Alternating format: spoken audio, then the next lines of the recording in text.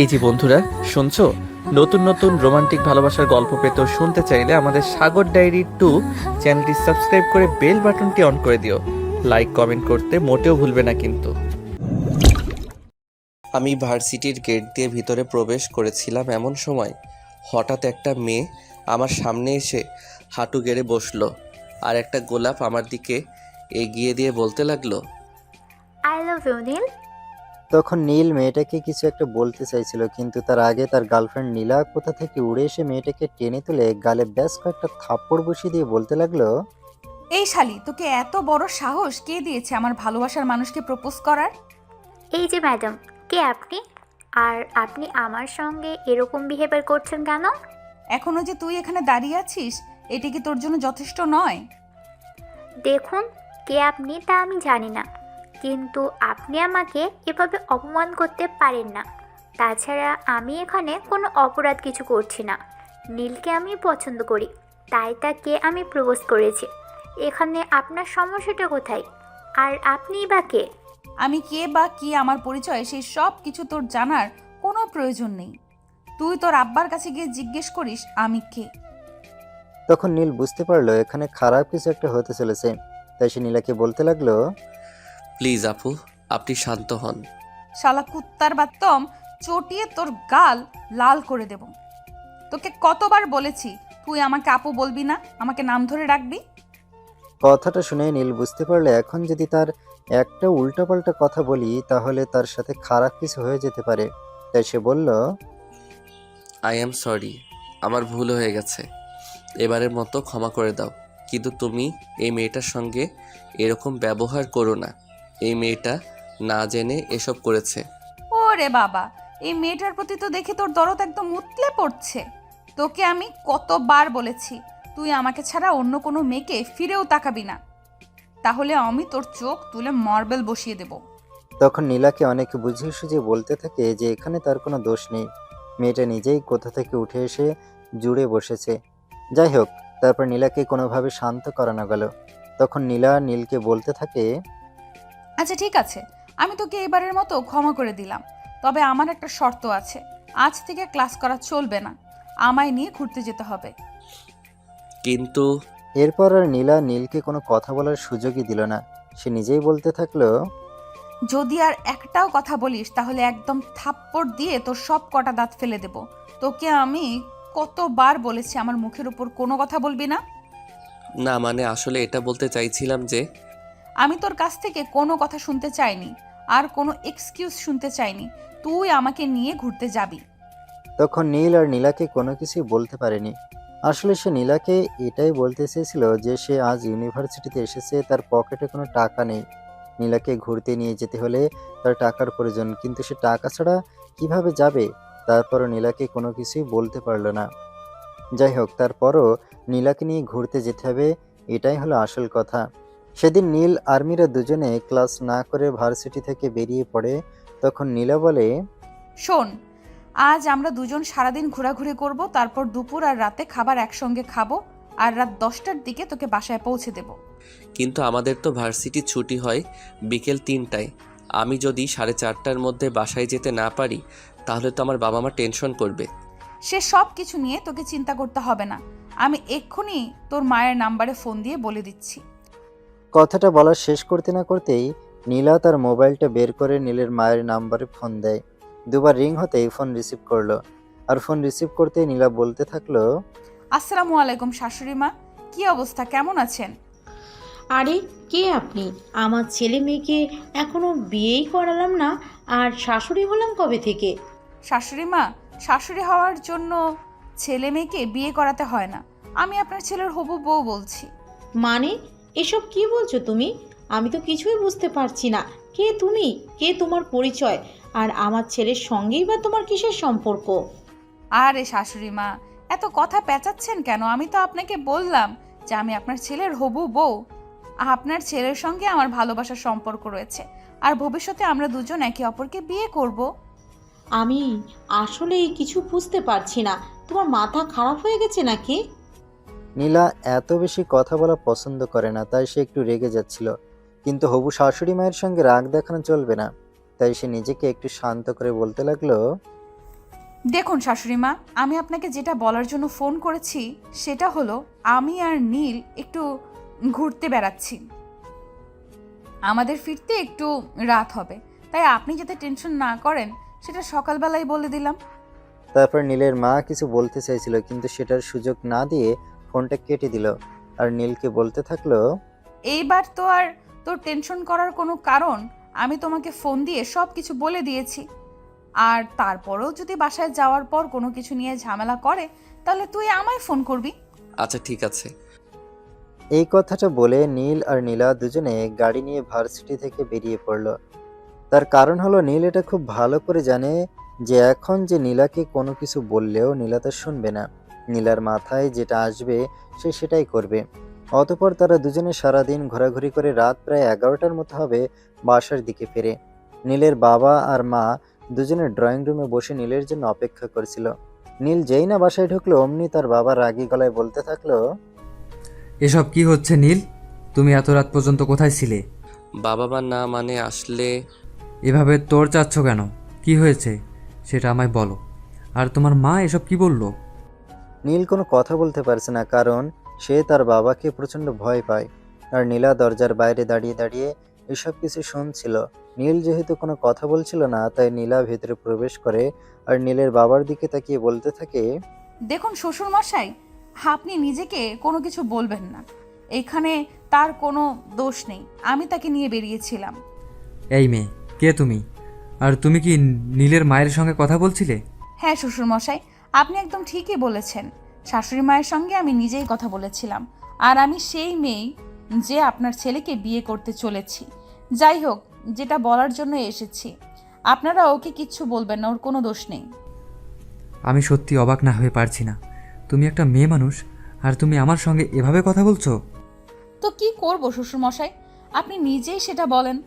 আপনি আমার ভালোবাসার মানুষটাকে ধমকাচ্ছিলেন, বকা দিচ্ছিলেন, আমি কি সেটা সহ্য করতে পারি? তাই তো আপনার সামনে চলে আসতে বাধ্য হলাম। যাই হোক, আপনাকে শেষবারের মতো বলে যাচ্ছি, আপনি ওকে কিচ্ছু বলবেন না। নীলা আপু, আপনি প্লিজ থামেন, বাবার সাথে এভাবে কথা বলবেন না। আপু। এই কথাটা শুনে নীলার বাবা অনেকটা থমকে যায় আর নীলকে বলে, কিরে, এই মেয়েটা বলছে সে তোর গার্লফ্রেন্ড আর তুই মেয়েটাকে আপু বলছিস? কেসটা কি বলতো? নীল কিছু একটা বলতে গিয়েও থেমে যাচ্ছিল। সে অনেকবার চেষ্টা করার পরেও তার বাবাকে কিছুই বলতে পারছিল না। তাই নীলা বলতে লাগলো, আমি বলছি শোনেন, আমি ওর থেকে 1 বছরের সিনিয়র, মানে ও অনার্স 3rd ইয়ারে পড়ে আর আমি ফাইনাল ইয়ার। মানে হলো তুমি তোমার থেকেও 1 বছরের সিনিয়র? মানে হলো তুমি তোমার থেকেও 1 বছরের সিনিয়র একটা মেয়ের সঙ্গে সম্পর্ক করছো? এই কথাটা বলতে কি তোমার এতটুকু লজ্জা করছে না? আমরা তোমার বাবা মা, আর আমাদের সামনে দাঁড়িয়ে তুমি এসব কথা বলছো? তখন নীল তার বাবা মাকে বিষয়টা বুঝিয়ে বলার চেষ্টা করে, কিন্তু তার বাবা মা সেসব বিষয় বুঝতেই চাইছিল না। কারণ তাদের ছেলে তাদের ছেলের চাইতে বয়সে একটা বড় মেয়ের সঙ্গে সম্পর্ক করবে, এটা তারা কিভাবে মেনে নেবে। তাই নীলের বাবা বলে, তুমি এই মেয়েটার সঙ্গে সম্পর্ক রাখতে পারবে না, আর আমরা তোমাকে এই মেয়েটার সঙ্গে সম্পর্ক রাখতে দেব না। আমরা অন্য জায়গায় মেয়েদের তোমার জন্য ইমিডিয়েটলি তোমায় বিয়ে করাবো। বাবা, আমি তোমার রিকোয়েস্ট করে বলছি, তুমি এমন কিছু করো না যেটা আমার জন্য ক্ষতিকর হবে। আর আমি এটা করতেও চাই না, কারণ নীলার সঙ্গে সম্পর্কটা আমার গভীর থেকে গভীরতর। তাই আমি এই জায়গাটা অন্য কাউকে দিতে পারবো না। তাহলে তুমি আমাদের ছেড়ে চলে যাও, এটা তুমি করতে পারবে? বাবার কাছ থেকে এমন কথা শুনে নীল কি বলবে কি করবে কিছুই ভেবে পাচ্ছে না। কারণ একদিকে তার ভালোবাসা, অন্যদিকে তার পরিবার। সে তার পরিবারকেও যেমন ভালোবাসে, তার প্রেমিকাকেও ঠিক তেমনই ভালোবাসে, যদিও সেটা অনেকটা ভয় পেয়ে ভালোবাসে। তার নীলার সঙ্গে প্রেমের সম্পর্কে কোনো ইচ্ছাই ছিল না, কিন্তু নীলা প্রচণ্ড রাগী, জেদি আর বদমেজাজি একটা মেয়ে। এসে যা বলে তাই করে। প্রেমের প্রস্তাবে রাজি না হয় নীলকে বিভিন্ন রকমের ভয় দেখায়, আর অবশ্যই বাধ্য হয়ে নীল তার সঙ্গে প্রেম করতে রাজি হয়। যাই হোক, এদিকে অবস্থা বেগতিক হতে পারে সেটা দেখিয়ে নীলা বলল, দেখুন শ্বশুরমশাই, আমি আপনাকে প্রথম এবং শেষবারের মতো বলছি, আপনি এমন কোনো সিদ্ধান্ত নেবেন না যেটা আপনার মানসম্মান নষ্ট করে দিতে বাধ্য। এই মেয়ে, তুমি কি আমাকে থ্রেট করছো নাকি? ধরে নিন তাই, কারণ আপনি হয়তো আমাকে জানেন না বা চেনেনও না। যদি আপনি আমাকে জানতেন তাহলে এমন কথা বলতে পারতেন না। তুমি এখন এখান থেকে বের হয়ে যাবে নাকি যাবে না, আমি সেটাই বলছি। শ্বশুরমশাই এইভাবে হয় নাকি? নতুন বউ প্রথমবার শ্বশুরবাড়িতে এসেছে, কোথায় একটু আদর আপ্যায়ন করবেন সেটা না করে আপনি বাড়ি থেকে বের হয়ে যাওয়ার হুমকি দিচ্ছেন। নীলা, প্লিজ তুমি আর বাবার সঙ্গে এভাবে কথা বলো না। তুমি এখান থেকে বের হয়ে যাও।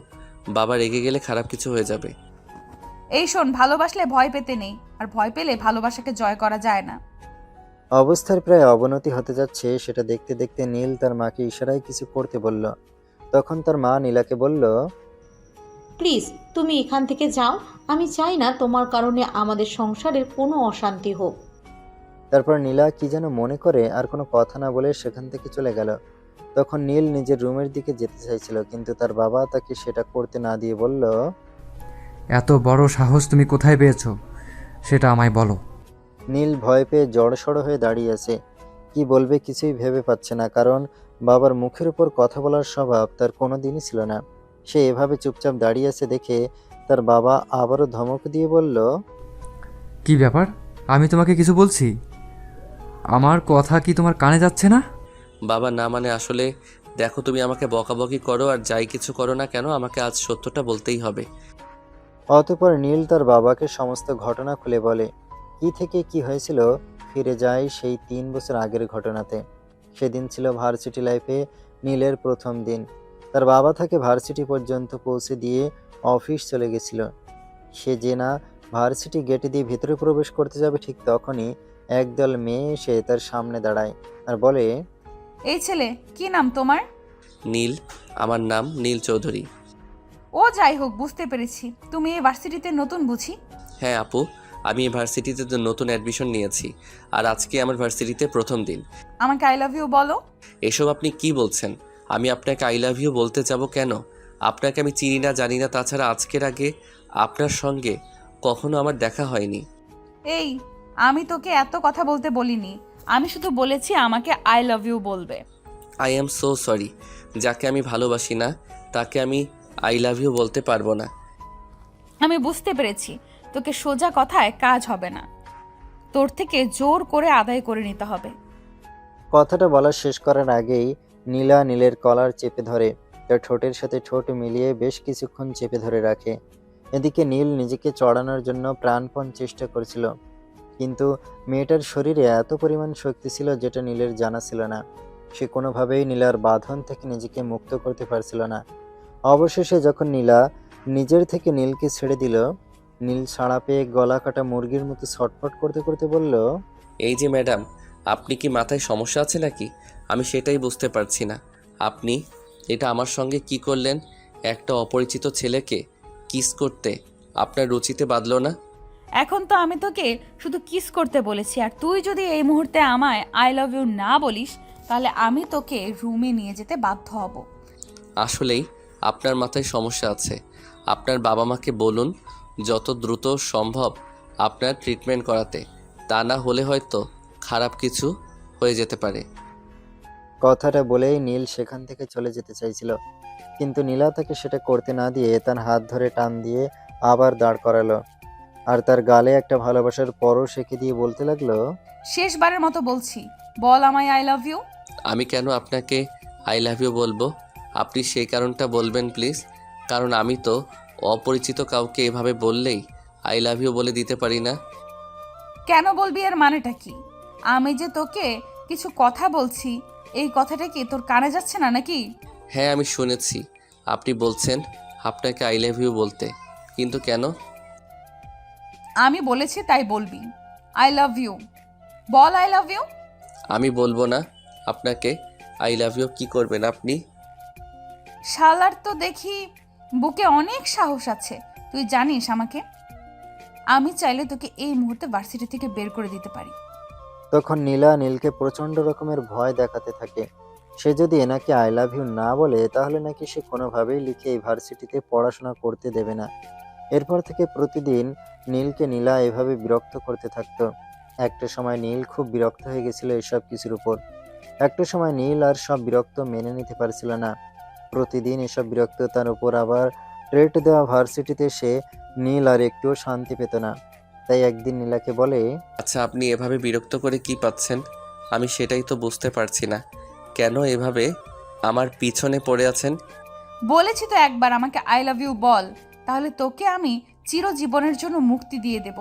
আর যদি না বলিস তাহলে প্রতিদিনই তোকে এইভাবে বিরক্ত করতেই থাকবো। তখন নীল মনে মনে ভাবে, এভাবে প্রতিদিন বিরক্ত হওয়ার চাইতে একবার আই লাভ ইউ বলে দিলে কি এমন ক্ষতি? আর যেহেতু আই লাভ ইউ বলে দিলে সমস্যাটা মিটে যায়, তাহলে তো আর কোনো ঝামেলাই থাকে না। তাই নীল সিদ্ধান্ত নেয় আজ নীলাকে আই লাভ ইউ বলে এসব সমস্যা থেকে সমাধান নেবে। এই যে শুনেন, আপনার তো একটাই সমস্যা, তাই না? আচ্ছা ঠিক আছে, আই লাভ ইউ। আজকের পর থেকে আপনি আর কখনোই বিরক্ত করবেন না। কিন্তু মুহূর্তের মধ্যেই ঘটল বিপত্তি। নীলা কোথায়? তা কি বিরক্ত করা ছেড়ে দিয়ে চলে যাবে? কিন্তু সেটা না করে নীলা ক্যাম্পাসের মধ্যে সবার সামনে নীলকে আই লাভ ইউ টু বলে নীলের গালে ঠাস করে একটা কিস বসিয়ে দিল। সারা ক্যাম্পাসের সবাই তার দিকে হা করে তাকিয়েছে এটা দেখে। নীল বলতে লাগলো, আসলে আপনি চাইছেনটা কি সেটা বলেন তো? আপনি এতদিন বলেছিলেন আপনাকে আই লাভ ইউ বলেই আপনার সকল সমস্যার সমাধান হয়ে যাবে, কিন্তু এখন আপনি আমাকে ক্যাম্পাসের সবার সামনে কিস করলেন কেন? ওমা, তুমি আমাকে আই লাভ ইউ বললে আর তার প্রতিদানে আমি তোমাকে কিছু দেব না? কিন্তু এটা তো আপনি আমাকে বিরক্ত করছেন বলেই বলেছি।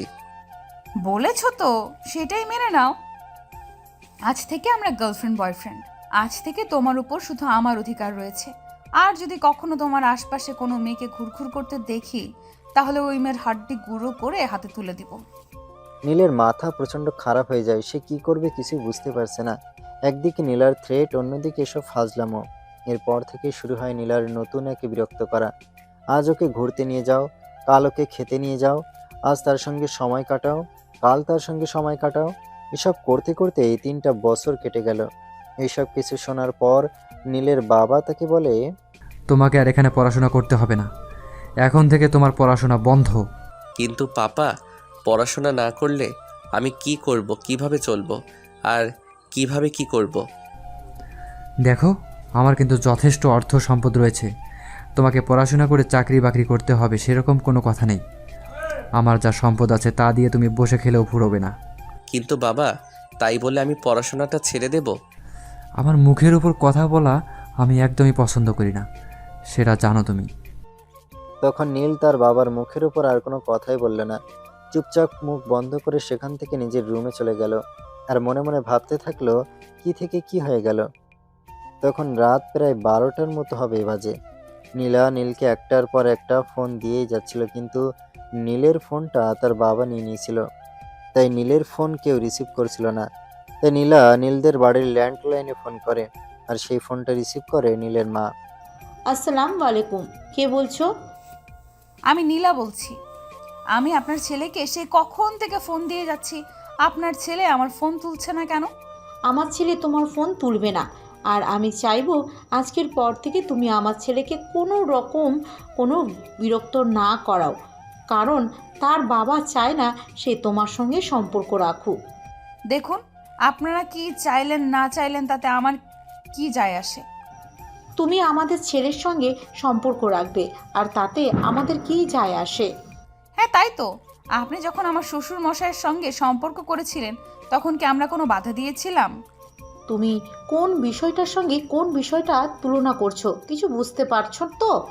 হ্যাঁ, আমি খুব ভালো করে বুঝতে পারছি না আমি কারোর সঙ্গে কে তুলনা করছি। তাই আমি আপনাকে বলছি, আপনার ছেলেকে এক্ষুনি ডেকে দিন, তা না হলে কিন্তু আমি আপনাদের বাড়িতে চলে আসতে বাধ্য হব। নীলের বাবা কথাগুলো শুনছিল, তখনই টেলিফোনটা টেনে নিয়ে এসে নীলাকে বলতে থাকে, সে তুমি আসতেই পারো, কিন্তু বাড়ির ভিতর তোমাকে ঢোকার পারমিশন কেউ দেবে না, কারণ সিকিউরিটি গার্ডকে বলে দেওয়া হয়েছে অপরিচিত কাউকে যেন বাড়িতে ঢুকতে দেওয়া না হয়। আচ্ছা, আপনি আমাকে অপরিচিত কেন বলছেন? আমি তো বলেছি আমি আপনার ছেলেকে যেইভাবেই হোক বিয়ে করব, সেটা আজ হোক বা কাল। এটা তোমার স্বপ্ন, আর সব স্বপ্ন সত্য হয় না। কথাটা বলতে বলতে নীলের বাবা ফোনটা কেটে দেয়। নীলাকে আর কোনো কথা বলার সুযোগই দেয় না। নীলাও তখন মনে মনে জেদ চেপে বসে, সে যেভাবেই হোক নীলের সঙ্গে দেখা করবে আর কথা বলবে। তাই সে বাসা থেকে বের হয়ে নীলের বাসার সামনে চলে আসে, কিন্তু নিজের পাশে দারোয়ান তাকে কোনোভাবেই বাসার ভিতরে ঢুকতে দিচ্ছিল না। তাই সে মনে মনে চিন্তা করতে থাকে, আমাকে এভাবে ভাবলে হবে না, আমাকে অন্য কিছু ভাবতে হবে। যেমন চিন্তা তার তেমনই কাজ। সে পিছনের গেট দিয়ে প্রবেশ করে দেয়াল টপকে নীলের রুমের ব্যালকনি পর্যন্ত চলে আসে। আর তখন নীল ব্যালকনিতে দাঁড়িয়েছিল।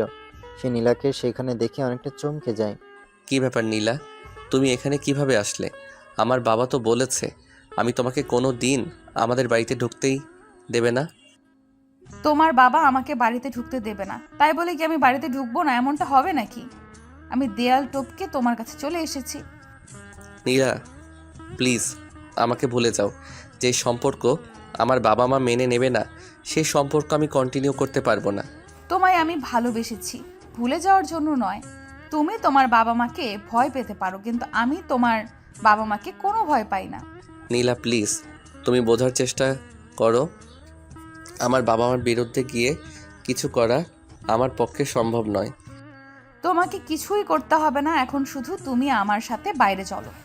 আমি বাইরে যাব এর মানেটা কি? আর আমি তো দেয়াল বেয়ে নামতে পারি না।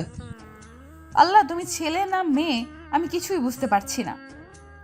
আমি একটা মেয়ে হয়ে যদি এই পর্যন্ত চলে আসতে পারি, তাহলে তুমি কেন পারবে না? কথাটা বলতে বলতে নীলা নীলকে নিয়ে কোনো রকমে দেয়াল টপকে বাইরে চলে আসে। আর কিছুক্ষণের মধ্যেই নীলের মা নীলের রুমে আসে নীলের খোঁজ নেওয়ার জন্য। কিন্তু রুমে এসে দেখতে পায় নীল রুমে নেই। তাই সে নীলের বাবাকে ডাকতে থাকে। এই, তুমি কোথায়? একবার এদিকে এসো। নীলকে কোথাও খুঁজে পাওয়া যাচ্ছে না। এসব তুমি কি বলছো? নীল তো রুমে ছিল, সে কোথায় গেল? আরে বাবা, আমি তো এটাই বুঝতে পারছি না যে নীল কোথায় গেল। তুমি প্লিজ একটু বন্ধু বান্ধবের কাছে খোঁজ খবর নাও না। তখন নীলের বাবা নীলের সমস্ত বন্ধু বান্ধবের বাসায় ফোন করে, কিন্তু নীলকে কোথাও খুঁজে পাওয়া যায় না। তাই তার বাবা মা পড়ে যায় মহা চিন্তায়। ঠিক তখনই তার মায়ের মনে পড়ে নীলার গার্লফ্রেন্ডের ফোনের কথা। তাই তিনি নীলের বাবাকে বলেন, শোনো, আমার কিন্তু মনে মনে অন্য কিছু সন্দেহ হচ্ছে। অন্য কিছু সন্দেহ হচ্ছে মানে? তুমি কি বলতে চাইছো? আমি তো কিছুই বুঝতে পারছি না। তুমি কি সন্দেহ করছো? কিছুক্ষণ আগে নীলা নামের ওই মেয়েটা ফোন করেছিল, সেই কথা কি তোমার মনে আছে? হ্যাঁ, কিন্তু আমি তো ওই কথাটা ভুলেই গিয়েছিলাম। কিন্তু আমি ওই মেয়েটার সঙ্গে যোগাযোগ কীভাবে করব? আমি তো ওর নাম পরিচয় ঠিকানা কোনো কিছুই জানি না। তখন নীলের মা বলে, এই বিষয়ে নীলের ভার্সিটির প্রিন্সিপাল হয়তো সহযোগিতা করতে পারে। তাই নীলের বাবা ভার্সিটি প্রিন্সিপালকে ফোন দেয় এবং ওনার কাছ থেকে সমস্ত তথ্য নিয়ে মেয়েটার বাড়িতে তারা দুজন চলে যায়। মেয়েটার বাড়িতে পৌঁছে তারা দরজায় দাঁড়িয়ে কলিং বেল চাপ দেয়। কিছুক্ষণ পর একজন মধ্যবয়স্ক মহিলা এসে দরজা খুলে দেন। ওনাকে দেখে নীলের বাবা বলে ওঠেন, আরে বান্ধবী, তুই? এটা তোর বাড়ি? হ্যাঁ, এটা আমার বাড়ি। কিন্তু এত রাতে হঠাৎ কেন? খবর না দিয়েই তোরা আমার বাড়িতে? আর তোরা জানলি কিভাবে এটাই আমার বাড়ি? তার মানে আমি যদি ভুল না করে থাকি তাহলে নীলা তোরই মেয়ে। হ্যাঁ নীলা আমারই মেয়ে। কিন্তু কি হয়েছে? তোর মেয়ে কোথায়? তোর মেয়েকে একটু ডাকতো। কিন্তু হয়েছেটা কি সেটা তো আমায় বলবি। তখন নীলের বাবা সমস্ত ঘটনা খুলে বলে। সবকিছু শোনার পর নীলার মা নীলাকে ডাক দেয়। কিছুক্ষণ পর নীলা ঘুম ঘুম চোখে ডলতে ডলতে ড্রয়িং রুমে এসে হাজির হয়। আর নীলের বাবা মাকে দেখে বলে, কি ব্যাপার শ্বশুর মশাই আর শাশুড়ি মা, আপনারা দেখছি এখনই বিয়ের প্রস্তাব নিয়ে চলে এসেছেন। চুপ করো বেয়াদব মেয়ে, আমার ছেলে কোথায় সেটা আগে বলো। আরে শ্বশুর মশাই, এসব আপনি কি বলছেন? আমার জানেমানটা আমায় ফেলে কোথায় চলে গেল, নাকি আপনারা তাকে লুকিয়ে রেখেছেন? তোমার সাথে এসব ফাজলামো মার্কা আলাপ আলোচনা করতে আসিনি। আমি শুধু জানতে এসেছি আমার ছেলে কোথায়। আরে শ্বশুর মশাই, আপনার ছেলেকে তো আমি আপনাদের বাড়িতেই রেখে এসেছিলাম, তাহলে আমি কিভাবে জানবো যে আপনার ছেলে কোথায় চলে গেছে? তখন নীলের বাবা প্রচণ্ড রাগারাগি করা শুরু করে। আর এটা দেখে নীলার মা নীলাকে বলতে থাকে, নীলা, এসব কি হচ্ছে? আমি কিন্তু কিছু বুঝতে পারছি না। উনি এসব কি বলছে? মা, তুমি নিজেকে এই সব ঝামেলার মধ্যে জড়িও না, ওটা আমাদের শ্বশুর বৌমার ব্যাপার। এই, তোমাকে আগেও বলেছি আর এখনও বলছি, সাবধানে আমাকে শ্বশুর বলবে না।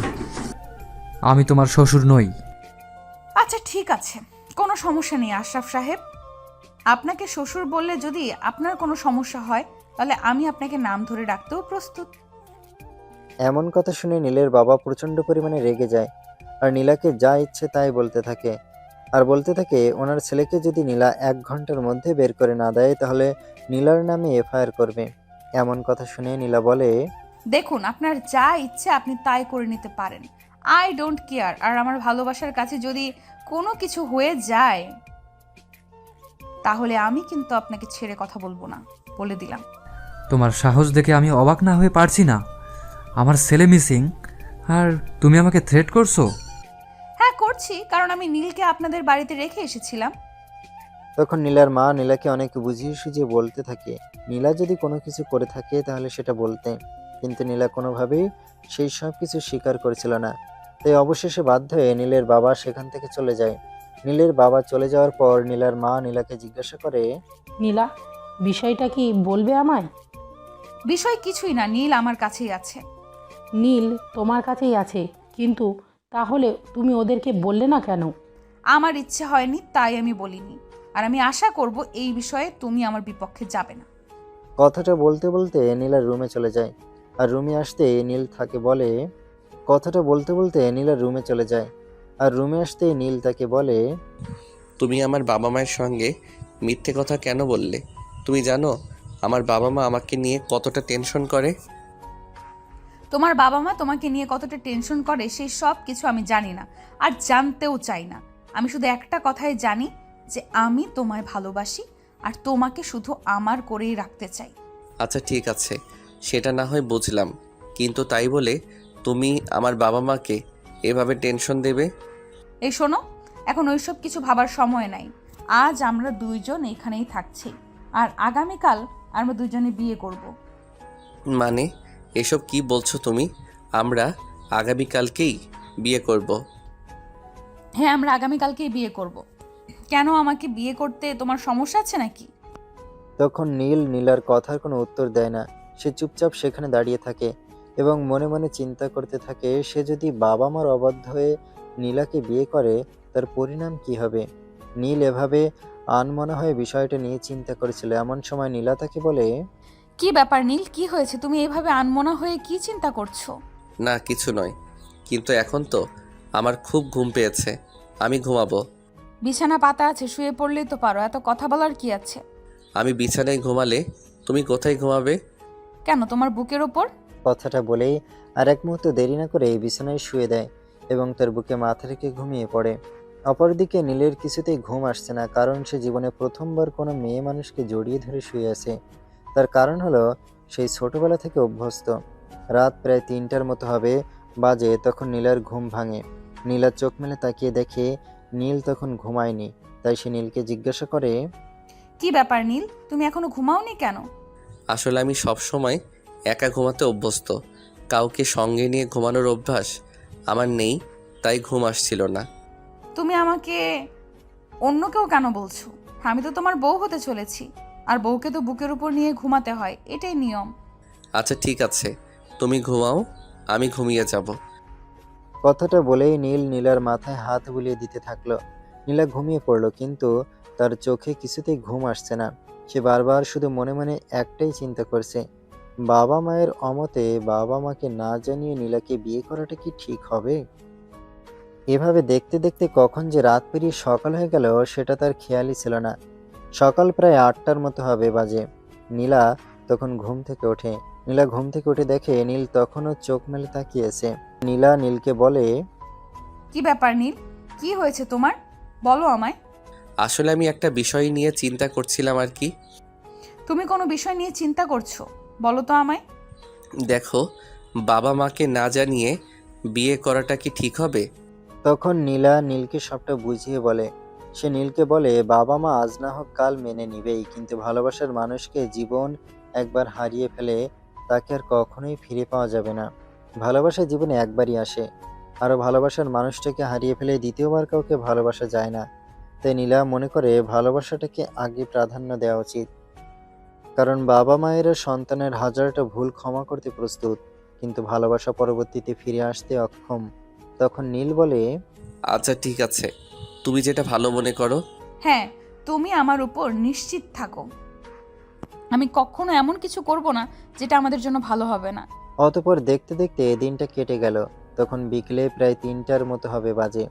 তখন কাজী সাহেব নীলাদের বাড়িতে এসে উপস্থিত হলো।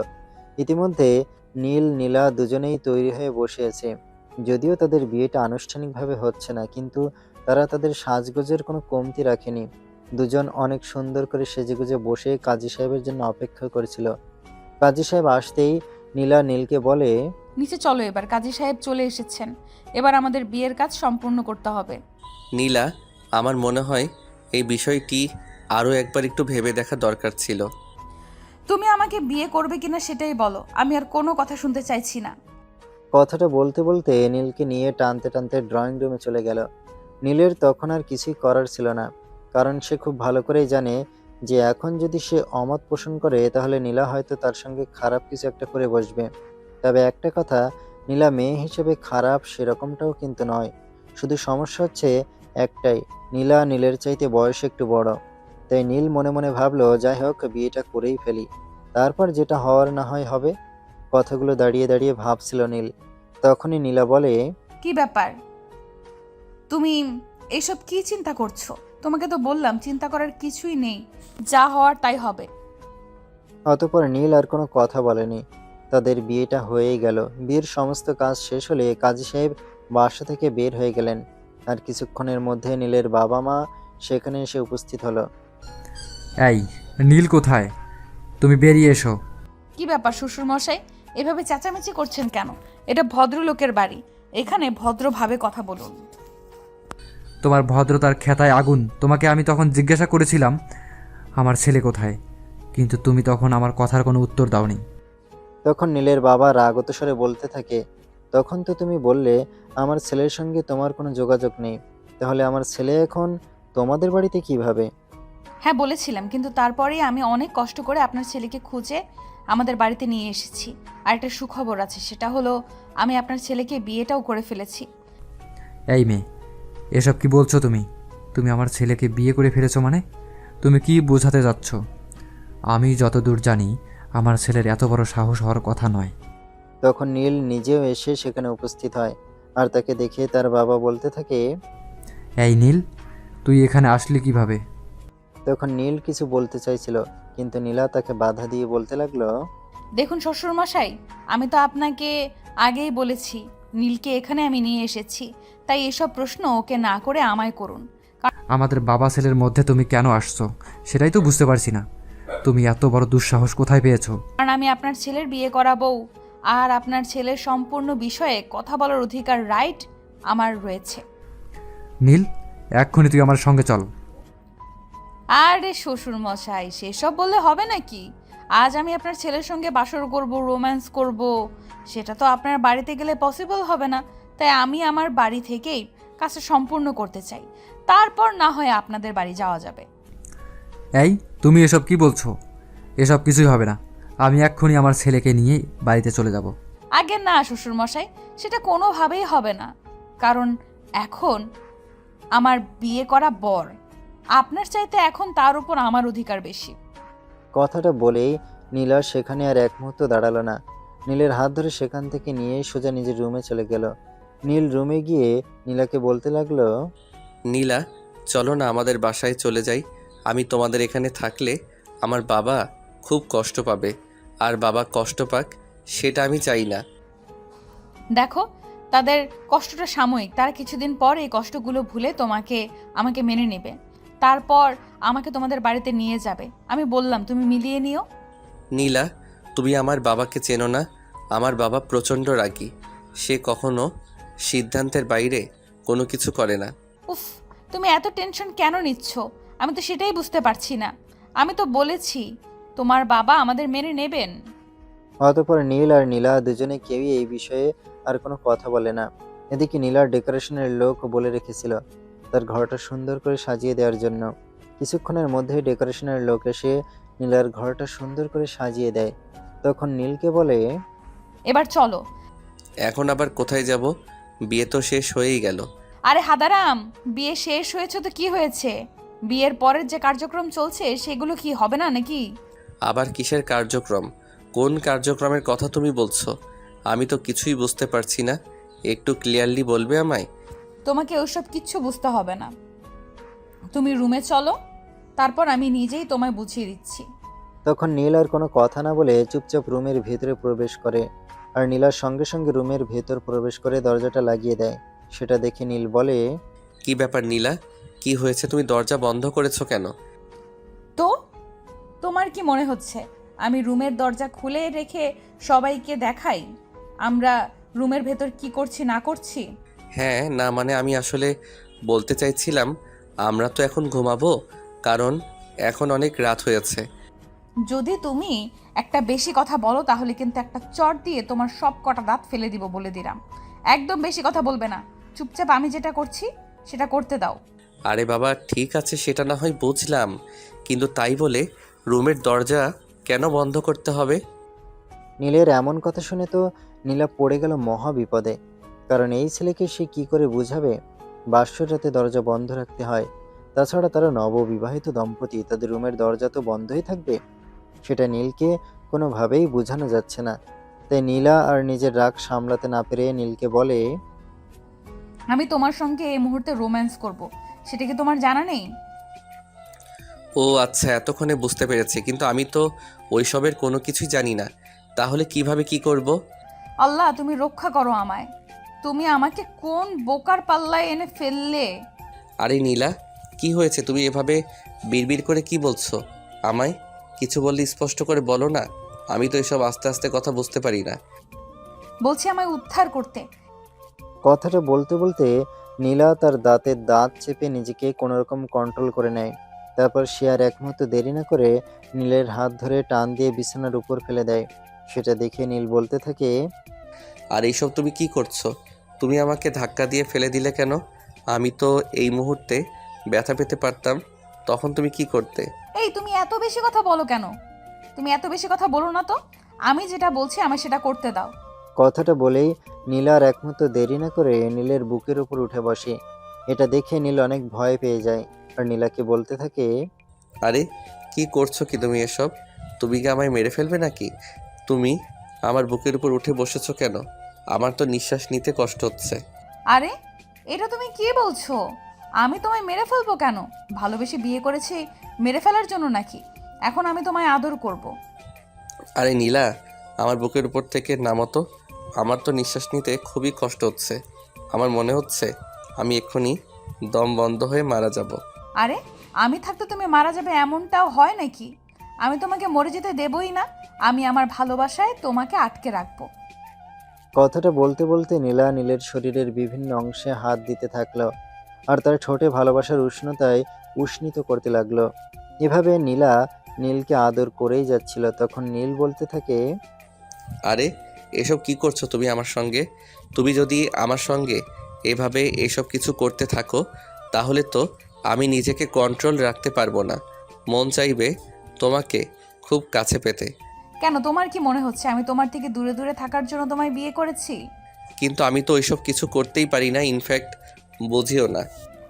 তোমাকে কোনো কিছুই করতে হবে না, তুমি চুপচাপ শুয়ে থাকো, আমার যা করার সেটা আমি নিজেই করে নিচ্ছি। এভাবে চলতে থাকে বেশ কিছুক্ষণ। নীলা নীলকে সম্পূর্ণরূপে উত্তেজিত করে ফেলে এবং তারা ভালোবাসার অনন্ত সাগরে চলে যায়। অনেকক্ষণ পর নীলা নীলকে ছেড়ে দিয়ে বিছানার একপাশে শুয়ে পড়ে। তারপর কখন যে ঘুমিয়ে পড়ে সেটা তাদের দুজনের খেয়াল ছিল না। মাঝরাত্রে হঠাৎ নীলা তার বুকের কাছে কারো হাতের স্পর্শ পেয়ে জেগে ওঠে। হ্যাঁ, নীলা চোখ খুলে তাকিয়ে দেখে নীল তার বুকে আলতো করে হাত বুলিয়ে দিচ্ছে। তখন সে নীলকে বলে, এইসব তুমি কি করছো? তুমি এখন আবার আমায় খোঁচাচ্ছ কেন? ভালো লাগছে তাই। কেন তোমার ভালো লাগছে না? ভালো লাগছে না সেটা আমি তোমায় কখন বললাম? আমি তো তোমাকে শুধু এইটুকুই বলতে চেয়েছি, তখন তো তুমি একেবারে কচি খোকা সেজেছিলে, যেন কিছুই বোঝো না। আর এখন এসব কি করছো? চুপচাপ শুয়ে থাকো আর দেখো আমি কি করি। কথাটা বলেই নীল নীলার বুকে আরো সুন্দর করে হাত বোলাতে থাকে আর আস্তে আস্তে টিপতে থাকে এবং তারপর তার সারা শরীরে হাত বুলাতে থাকে আর নীলাকে উত্তেজিত করতে শুরু করে। প্রায় বেশ কিছুক্ষণের মধ্যেই দুজন উত্তেজনার চরম পর্যায়ে চলে যায় আর একে অপরের মধ্যে বিলীন হয়ে যেতে শুরু করে। অতঃপর দুজন দুজনের ভালোবাসায় দুজনকে ভরিয়ে দিয়ে সেই অবস্থাতেই ঘুমিয়ে পড়ে। সকালবেলা যখন ঘুম ভাঙে তখন দুজনের কেউই নিজেদের কাপড় চোপড় খুঁজে পাচ্ছিল না। সেটা দেখে তাদের অনেক হাসি পাচ্ছিল। তখন নীলা নীলকে বলে, এই কাপড় চোপড় কোথায় গিয়েছি, তুমি একটু খুঁজে আনো। তোমার কি আমাকে পাগল মনে হয় নাকি যে এখন আমি কাপড়বিহীন অবস্থায় তোমার সামনে যাই আর আবারও তুমি ওইসব করতে শুরু করো? আরে বাবা, আরে না বাবা, এখন সকাল হয়ে গেছে, এখন আর ওসব কিছু করব না। তুমি একটু কষ্ট করে কাপড় চোপড়গুলো খুঁজে নিয়ে আসো, তা না হলে আমরা এখন বিছানা থেকে নামবো কি করে, আর রুম থেকে বা বের হব কি করে? না, আমি পারবো না। তুমি আমাকে যত কিছুই বলো না কেন, আমি এই কাপড়বিহীন অবস্থায় তোমার সামনে উঠে দাঁড়াতেই পারবো না। আচ্ছা ঠিক আছে, কোনো সমস্যা নেই, আমি বিছানা থেকে নামছি। কিন্তু তুমি একটা কাজ করো, দয়া করে তোমার চোখ দুটো একটু বন্ধ করে রাখো। তখন নীল বলতে থাকে, আমি আমার চোখ দুটো কেন বন্ধ করব? আমি আমার বউয়ের পুরোবার ভালো করে দেখে নেব। এই একদমই নয়, এখন এসব কিচ্ছু হবে না, কারণ আমি খুব ভালো করেই জানি তুমি যদি এখন আমাকে কাপড়বিহীন অবস্থায় দেখো তাহলে আবারও তোমার রোম্যান্স করতে মন চাইবে। আর রাতে তুমি আমাকে যে পরিমাণ আদর করেছো, এখন আর তোমার আদর পাওয়ার কোনো ইচ্ছে আমার নেই। আচ্ছা বাবা, ঠিক আছে, কোনো সমস্যা নেই। এই যে আমি কম্বল মুড়ি দিয়ে শুয়ে পড়ছি, তারপর তুমি কাপড় চোপড় খুঁজে নিয়ে আসো। কথাটা বলেই নীল নাক মুখ চোখ ঢেকে কম্বল মুড়ি দিয়ে শুয়ে পড়ে। আর নীলা বিছানা থেকে নেমে আলমারি থেকে তাদের দুজনের জন্য কাপড় চোপড় নিয়ে আসে। নীলের কাপড়গুলো বিছানার উপর রেখে সে ওয়াশরুমে চলে যায় ফ্রেশ হবার জন্য। বেশ কিছুক্ষণ পর সে ফ্রেশ হয়ে আসে আর নীলকে ডাকতে থাকে। এই নীল, নীল, আমি ফ্রেশ হয়ে চলে এসেছি, তুমি তাড়াতাড়ি ফ্রেশ হয়ে আসো, খুব ক্ষুধা লেগেছে, সকালে নাস্তা করতে হবে। কিন্তু আমি তো এখনো কাপড় চোপড় পরিনি, তাহলে আমি তোমার সামনে বের হব কিভাবে? কোনো সমস্যা নেই, আমি ব্যালকনিতে চলে যাচ্ছি চুল শুকানোর জন্য, ততক্ষণে তুমি ফ্রেশ হয়ে আসো।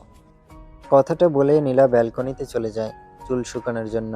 আর এদিকে নীল বিছানা থেকে নেমে সোজা ওয়াশরুমে কাপড় চোপড় নিয়ে ঢুকে পড়ে। প্রায় 20 মিনিটের মধ্যে সে ফ্রেশ হয়ে রুমে আসে। নীলা তখন ড্রেসিং টেবিলের সামনে বসে চুল আঁচড়াচ্ছিল। নীলার চুলগুলো যে এত সুন্দর সেটা নীল এর আগে কখনো খেয়াল করেনি। তাই সে পেছনে দাঁড়িয়ে নীলার চুলে বিলি কেটে দিচ্ছিল। তখনই নীলা পিছন ফিরে তাকিয়ে বলতে থাকে, এই কি করছো তুমি? তুমি আমার চুলে হাত দিচ্ছ কেন? না মানে, তোমার চুলগুলো তো অনেক সুন্দর, তাই একটু দেখছিলাম আর কি।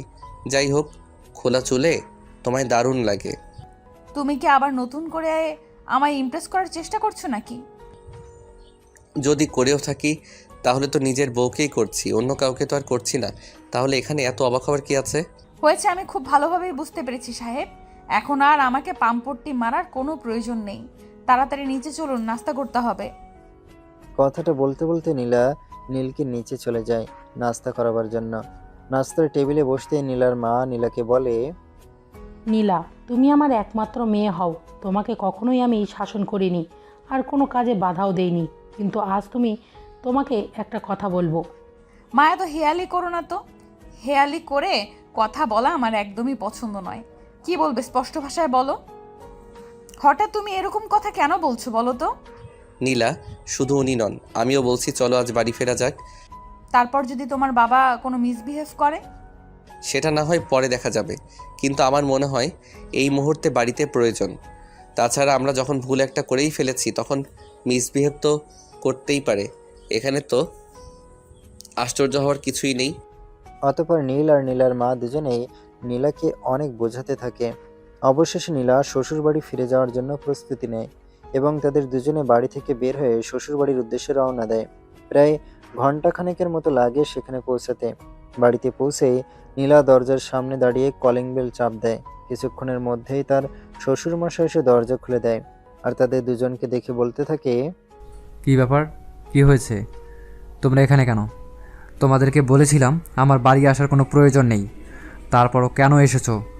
বাবা দেখো, যেটা হওয়ার তো সেটা হয়ে গেছে। এখন যদি তুমি আমাদের উপর রেগে থাকো তাহলে কি করে হবে? তোর মুখ থেকে আমি বাবা ডাক শুনতে চাই না। আমি তোর বাবা নই। তুই যদি আমার সন্তান হতি তাহলে আমার কথা শুনে চলতি। দেখো বাবা, ভালোবাসা আর পরিবার এক জায়গাতে নয়, দুটো সম্পূর্ণ ভিন্ন জিনিস এবং দুটোর অবস্থান দুই জায়গায়। হ্যাঁ, আমিও সেটাই বলছি। যেখানে পরিবার থাকবে সেখানে ভালোবাসা থাকতে পারে না। তাই তুমি তোমার ভালোবাসা নিয়ে যেখানে ইচ্ছে যাও। আমি মনে করব আমার কোনো সন্তান কোনো দিন ছিলই না। নীলের বাবা নীলকে প্রচণ্ড পরিমাণ রাগ দেখাচ্ছিল এবং বাড়ি থেকে বের হয়ে যাওয়ার কথা বলছিল। সেটা দেখে নীলা তার শ্বশুরমশাইয়ের কাছে গিয়ে তাকে পা ছুঁয়ে প্রণাম করে বলতে থাকে, দেখুন বাবা, আমরা একে অপরকে ভালোবাসি, কিন্তু আপনি সেই ভালোবাসার মর্যাদা দিতে চাইছিলেন না। সেই জন্যই আমরা এরকম একটা কাজ করতে বাধ্য হয়েছি। আমরা বুঝতে পেরেছি আমাদের ভুল হয়েছে, কিন্তু সন্তানের ভুল তো বাবা মায়েরা ক্ষমা করে দেয়, এটি তো নিয়ম। আমার বাড়িতে কারোর তৈরি নিয়ম চলে না, আমার বাড়িতে আমার নিয়ম চলে। বাবা, আমরা সেরকম কথা কখনো বলিনি আর বলবোও না। কিন্তু আমরা ভুল করেছি তাই বলে আপনিও ভুল করে আমাদের বাড়ি থেকে বের করে দিবেন, এটা তো হয় না। কথাগুলো শুনতে শুনতে নীলের মা ড্রয়িং রুমে এসে উপস্থিত হয় আর নীলের বাবাকে বোঝাতে শুরু করে। তারপর এক পর্যায়ে নীলের মা নীলের বাবাকে বলে, দেখো আমি দেখো আমি অতীত মনে করাতে চাই না, কিন্তু তারপরও তোমাকে বলতেই হচ্ছে। একটা সময় ছিল যখন কিন্তু এরকম একটা ভুল তুমি নিজেও করেছিলে। হ্যাঁ করেছিলাম, কিন্তু তাই বলে নিজের চাইতে বয়সে বড় একটা মেয়েকে বিয়ে করে আনিনি। এই কথাটা শুনে যেন নীলা কথা বলার জন্য আরও একটা নতুন ক্লু খুঁজে পেল। তাই সে শ্বশুরমশাইকে বলতে লাগলো, এই যে দেখলেন বাবা, ভালোবাসা অপরাধ নয়, আপনিও ভালোবেসেছিলেন, পার্থক্য শুধু বয়সে। হ্যাঁ, মেয়েটা একদম ঠিক কথাই বলেছে। ওরা যখন একটা ভুল করেই ফেলেছে, তখন আমাদের এটাকে নিয়ে বাড়াবাড়ি না করে মেনে নেওয়াই ভালো। কিন্তু আর কোনো কিন্তু নয়, তোমরা একটু অপেক্ষা করো, আমি তোমাদের বরণের বন্দোবস্ত করছি। কথাটা বলেই আর কোনো অপেক্ষা না করে নীলের মা ভেতরে চলে যায় এবং নববধূকে বরণের জন্য প্রস্তুত হন। অতঃপর তিনি নববধূকে বরণ করে বাড়িতে তুলে নেন। কিছুক্ষণ পর যখন নীলের মা রুমে আসে, তখন নীলের বাবা বলতে থাকে, আচ্ছা, তোমার কি মনে হচ্ছে তুমি যেটা করেছো একদম ঠিক কাজ করেছো? হ্যাঁ, আমার তো তাই মনে হচ্ছে যে আমি যেটা করেছি একদম ঠিক কাজ করেছি। দেখো, আবেগ দিয়ে জীবন চলে না। মেয়েটা আমার ছেলের চাইতে বয়সে বড়। সে যখন এই মেয়েটাকে নিয়ে বাইরে বের হবে তখন সবাই কি বলবে তুমি সেটা জানো? দেখো, আবেগ দিয়ে যেমন জীবন চলে না, তেমনি বাইরের মানুষের কথা দিয়েও জীবন চলে না। জীবনকে চালানোর জন্য সঠিক কিছু রুলস প্রয়োজন। আচ্ছা, আমি একটা কথা কোনোভাবেই বুঝতে পারছি না, তোমার রুলসের মধ্যে কোথায় লেখা আছে মেয়েকে ছেলে চাইতে বয়সে বড় হতে হবে? আমার রুলসের কোথাও এটা লেখা নেই, কিন্তু ভালোবাসার মধ্যে বয়স চলে আসলে তখন ভালোবাসাকেই প্রাধান্য দিতে হয়, এইটুকু জানি। তখন নীলের বাবা নীলের মায়ের সঙ্গে আর তর্কে জড়ায় না, কারণ তিনি খুব ভালোভাবে বুঝতে পারেন এখন অযথায় তর্ক ছাড়া আর কিছুই হবে না। তাই তিনি নিজেই হার মেনে নেন। কিছুক্ষণ পর নীলা তার শাশুড়ির রুমে আসে। মা, আমি কি আপনার রুমে আসতে পারি? হ্যাঁ, অবশ্যই, কেন নয়। আর একটা কথা দেখো, নীল জন্মাবার পর কিন্তু আমরা দ্বিতীয় বাচ্চা নিতে চেয়েছিলাম, কিন্তু আমার কিছু প্রবলেমের কারণে আর সেটা হয়ে ওঠেনি। তাই আমি চাইবো তুমি এই বাড়িতে আমার মেয়ের মতো হয়েই থাকবে। সেটা আপনার উপর ডিপেন্ড করে। আপনি যদি ছেলের বউকে ভালোবেসে কাছে টেনে নিতে পারেন, তাহলে ছেলের বউ কেন আপনাকে ভালোবেসে আপনার কাছে থাকতে পারবে না? যাই হোক, ওইসব কথা বাদ দাও। আমার মনে হয় যেন কিছু বলতে এসেছিলে। মা, আসলে আমরা দুইজন এটাই বলতে এসেছি। বাবা মনে হয় আমাদের উপর খুব বেশি রেগে আছেন, কিন্তু ওইসব কিছু নিয়ে একদম চিন্তা করো না তো, আমি সবটা ম্যানেজ করে নেব। তোমাদেরকে ওসব কিছু চিন্তা করতে হবে না। মা, তারপরও বাবা তো কখনো নিজের সিদ্ধান্তের বাইরেই কোনো কিছু করেন না, তাই বলছিলাম আর কি। ওসব বাদ দাও, হানিমুনে কোথায় যাচ্ছ সেটা বলো। বাবা তো আমাদের মেনে নিল না, এরই মধ্যে হানিমুনে চলে যাব। এই, তুমি থামো তো। বাবা আজ মেনে নিচ্ছে না, কাল ঠিকই মেনে নেবে, কিন্তু তাই বলে এই সময়টা তো আমরা ফিরে পাবো না। তাই আমাদের উচিত এই সময়টাকে সদ্ব্যবহার করা। হ্যাঁ বৌমা, তুমি একদম ঠিক কথাই বলেছ। জীবনে চলে যাওয়ার সময়টা আর কখনোই ফিরে আসে না, তাই তোমাদেরও উচিত সময়টাকে কাজে লাগানো। যাই হোক মা, দুপুরে কি রান্না হবে যদি আপনি বলে দিতেন, তাহলে রান্নাটা আমি সেরে নিতাম। কিন্তু আমার বাবা তো মায়ের হাতের রান্না ছাড়া কখনোই খায় না। তুই রান্না করলে যদি বাবা তাই করে? ওসব তুমি আমার উপর ছেড়ে দাও। কিভাবে কি করতে হয় না হয় সেই সব কিছু আমার খুব ভালো করেই জানা আছে, তাই ওইসব নিয়ে তোমায় কোনো চিন্তা করতে হবে না। হ্যাঁ নীল, বৌমা একদম ঠিক কথাই বলেছে। তুমি একটা কাজ করো, তুমি রান্না করে যাও, আমি কাজের মেয়েকে বলে দিচ্ছি, সব তোমায় বুঝিয়ে দেবে। কিন্তু মা, কি রান্না করব সেটা তো বললেন না। একটা কাজ করো বৌমা, ফ্রিজে পাবদা মাছ রাখা আছে, সেটা দিয়ে পাতলা ঝোল করে নিও। এটা তোমার শ্বশুরের খুব পছন্দের একটা খাবার।